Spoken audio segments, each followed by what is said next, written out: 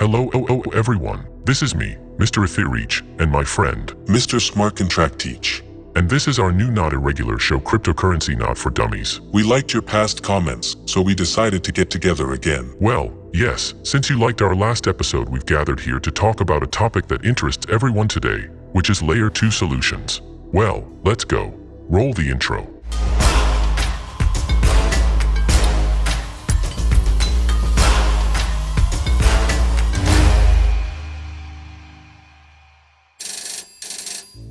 Ready.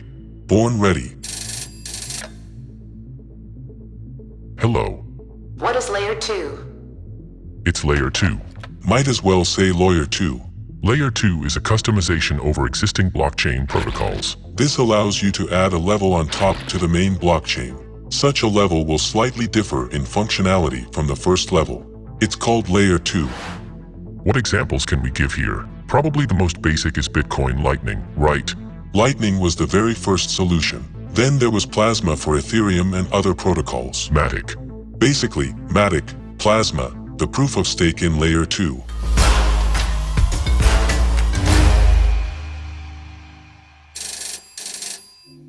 What is the difference between Layer 2 and Layer 1? This is a rather serious question.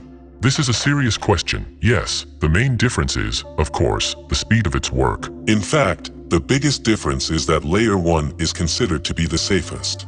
The main proof-of-work algorithm confirms it, if we are talking about Ethereum or Bitcoin.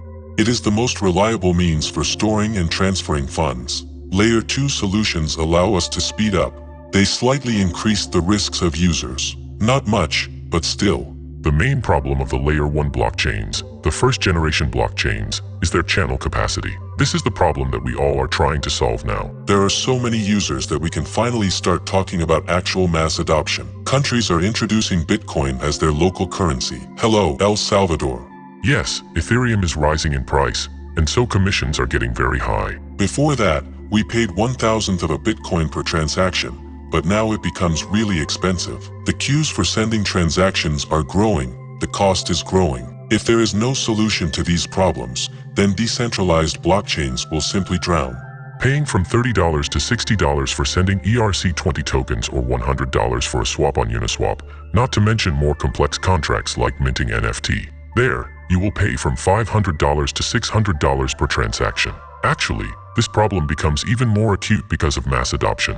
It would be nice to have some kind of working Layer 2, which we all can use. It is in the air, but it is not yet the Layer 2 that we would like to have. It seems to me that there is already a lot of progress. There is some progress, but the disadvantage is that there are many Layer 2s, and you cannot use all of them at once. At least for now. That is, there are still no technology that allows us to switch from one Layer 2 solution to another easily and cheaply. More specifically, we have optimistic rollups, Matics, proof-of-stake solutions for Layer 2. If you put your funds on one Layer 2 solution, which allows you to trade conveniently, then you cannot simply transfer funds to another Layer 2. You need to put the money on Layer 1 first, and from there transfer it to another Layer 2. It is expensive. Transfer value to Layer 1 and start using it. Let's discuss optimistic rollups. To withdraw funds, you need to wait a week. You see, it is ineffective. However, there is progress. Sooner or later we will find a bridge between Layer 2 solutions, and then there will be no difference in what you use.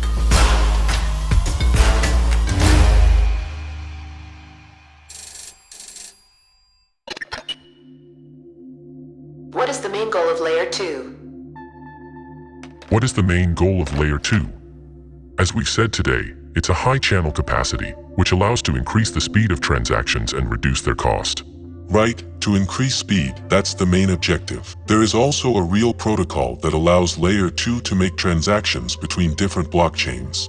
For example, there are already certain Layer 2 solutions for exchanging crypto on different blockchains. That is, we have Lightning Network, Bitcoin, and Ethereum. We don't need a centralized exchange for exchanges between users. They can negotiate with each other directly and make an exchange without a third party.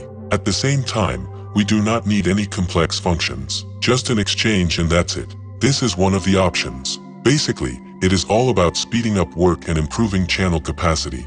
Don't forget about blockchain interoperability, so that blockchains can communicate with each other. It's like flying to the moon.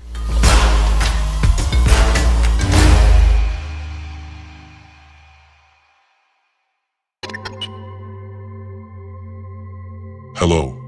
What are the conditions for a positive effect from layer 2? Conditions for a positive effect. As you have already said, the problem is that there are different layer 2s, with different ecosystems and infrastructures built upon them. They usually do not agree with each other. These layer 2s are focused on solving the problems of the first-level blockchains. Accordingly, layer 2 and the layer 2 community develop separately. They do not interact with each other. Therefore, it seems to me that the introduction of a single standard for everyone will help. In addition, the problem is that when we open a new layer 2, and if we are talking about Ethereum, it is actually another VM machine with its own states, with its own coins, then our liquidity is eroded. We have liquidity at the first level, and we need to transfer part of this liquidity to the layer 2 levels. So they are kind of divided among the rest of the liquidity providers of the second level. We also need users for layer 2 solutions. We need to convey benefits to people. Dude, go to layer 2, it has liquidity, joy, and fun.